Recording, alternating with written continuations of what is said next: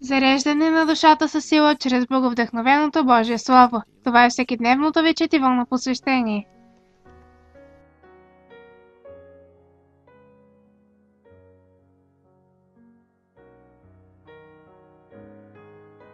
Нашето високо призвание. Четиво на посвещение от Елън Уайт. 4 юни. Делото на пазене на сърцето. Повече от всичко друго, що пазиш, пази сърцето си, защото от него са изворите на живота. Притча 4 глава, 23 стих. Старателното опазване на сърцето е съществено за здравословен растеж в благодатта. Сърцето в естественото си състояние е обитание на нечисти мисли и греховни страсти. Когато бъде доведено в покорство към Христос, то трябва да бъде очистено от духа, от всяка нечистота. Това не може да бъде направено без съгласието на отделния човек. Когато душата е очистена, дългът на християнина е да я пази неосквернена.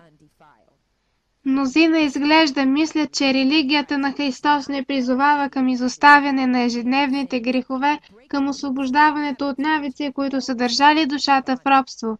Те се отказват от някои неща, осъждани от съвестта, но не успяват да представят Христос във всекидневния живот. Не внасят христоподобие в дома. Не показват внимателна грижа в избора си на думи. Твърде често раздразнителни, нетърпеливи думи биват изговаряни, думи, които пораждат най-лошите страсти в човешкото сърце. Такива се нуждаят от пребъдващото присъствие на Христос в душата. Само с Неговата сила могат да охраняват думите и действията. В делото по пазене на сърцето трябва да бъдем постоянстващи в молитва, неуморни в отправяне прошения към трона на благодатта за подпомагане. Онези, които вземат името на християнина, трябва да идват до Бог с ревност и смирение, молейки за помощ. Християнинът не може винаги да бъде в положението на молитва, но мислите и копнежите му винаги могат да бъдат насочени нагоре.